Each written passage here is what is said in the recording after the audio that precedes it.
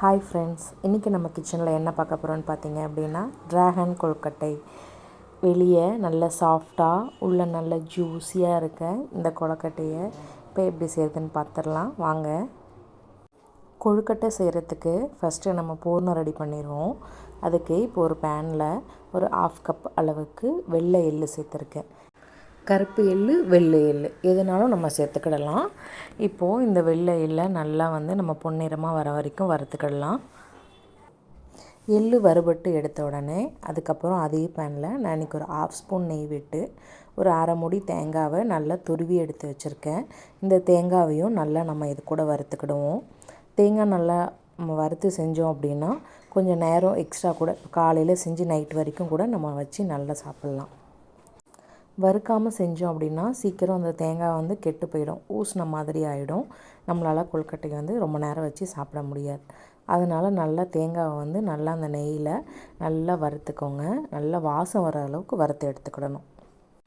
தேங்காய் நல்லா வறுபட்ட உடனே ஒரு கிண்ணத்தில் ஒரு 1/2 டம்ளர் தண்ணி எடுத்துக்கிட்டேன். நான் இன்றைக்கி 1 கப் அரிசி எடுத்ததுனால 1 கப் வெல்லம் சேர்த்துருக்கேன். பூரணத்துக்கு இந்த வெல்லம் போதுமான அளவு. இதுவே இனிப்பு நல்லா கூடுதலாக தான் இருக்கும். உங்களுக்கு இனிப்பு இன்னும் கொஞ்சம் தேவைப்பட்டால் நீங்கள் 1.5 கப் அளவு கூட நீங்கள் வெல்லம் சேர்த்துக்கலாம். வெல்லம் நமக்கு சும்மா அந்த சுடு தண்ணியில் கரைஞ்சி வந்தால் போதும். ஏன்னா வடிகட்டி சேர்க்க போகிறோம். அதில் மண், கல், ஏதாவது தூசு ஏதாவது இருந்துச்சு அப்படின்னா அதையெல்லாம் அந்த வடிகட்டி எடுக்கும்போது நமக்கு சுத்தமாக கிடச்சிரும். இப்போது வெள்ளை தண்ணியை நம்ம வறுத்து எடுத்து வச்ச தேங்காவோடு சேர்த்துக்கிட்டேன். இது கூடவே நம்ம வறுத்து வச்ச எள் இருக்குது இல்லையா, அதை மிக்சியில் கொஞ்சம் கொரப்பாக பொடி பண்ணி எடுத்துக்கிட்டேன். இப்போ இந்த எள், வெள்ளை தண்ணி, தேங்காய் இது எல்லாம் சேர்ந்து நமக்கு கிடைக்கணும். தண்ணி அதிகமாக இருக்குதுன்னு கவலைப்படாதீங்க. கொஞ்சம் நேரம் அடுப்பில் வச்சிங்க அப்படின்னா அது நல்லா நமக்கு இதெல்லாம் மிக்ஸ் ஆகும்போது கெட்டியாகி நமக்கு கிடைக்கும். அந்த வெள்ளை தண்ணி நல்லா நமக்கு சுண்டி வர வரைக்கும் கொஞ்சம் நேரம் அடுப்புலேயே வச்சுருங்க. ஒரு 10 நிமிஷத்துலேருந்து 15 நிமிஷம் வச்சுருந்தீங்க அப்படின்னா நல்லா நமக்கு அந்த தண்ணி வற்றி கிடச்சிரும். இப்போது நான் 1 கப் அரிசி மாவு எடுத்துக்கிட்டேன். அதில் கொஞ்சம் லைட்டாக உப்பு சேர்த்துக்கோங்க. மாவுக்கு தேவையான அளவு உப்பு சேர்த்துக்கோங்க. உப்பு சேர்த்துட்டு நல்லா அந்த மாவோடு மிக்ஸ் பண்ணி விட்டுருங்க. இல்லைன்னா உப்பு அங்கங்கே இருந்துடும். அதனால் நல்லா உப்பு சேர்த்துட்டு நல்லா எல்லா மாவுலேயும் படுற மாதிரி நல்லா பிரட்டி விட்டுக்கோங்க. இதுக்கப்புறம் நல்லா கொதிக்கிற தண்ணியில் தான் நம்ம மாவு பிசையணும். அப்போ தான் வெளியில் இருக்க மாவு நமக்கு நல்லா சாஃப்டாக கிடைக்கும்.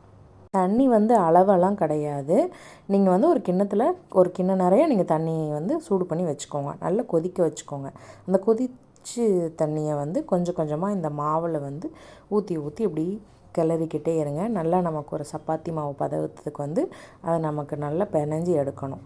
கொதிக்கிற தண்ணியை நம்ம ஊற்றி கிளறும் போது நம்மளால் கைகளால் பிணைய முடியாது. அதனால் நல்லா ஒரு ஸ்பூன் வச்சு கிண்டி விட்டுட்டு ஒரு 5லேருந்து 10 நிமிஷம் மூடி வச்சுருங்க.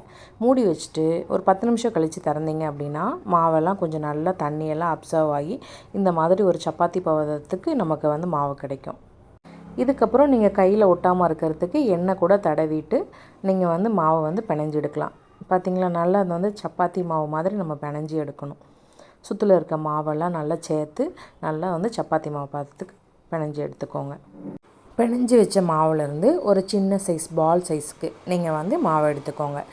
எடுத்து நல்லா அந்த உள்ளங்கையில் மாவை நல்லா தட்டிக்கோங்க. தட்டிட்டு நம்ம செஞ்சு வச்ச பூரணத்தை 1 ஸ்பூனோ 1.5 ஸ்பூனோ உங்களுக்கு எத்தனை ஸ்பூன் தேவையோ அதுக்கேற்ற மாதிரி. ரொம்ப பூரணம் வச்சணும் அப்படின்னா நமக்கு மாவு க்ளோஸ் பண்ணி எடுக்க முடியாது. அதனால் அந்த ரவுண்ட் ஷேப்புக்கு தகுந்த மாதிரி நீங்கள் பூரணத்தை உள்ளே வச்சு உருட்டிக்கோங்க.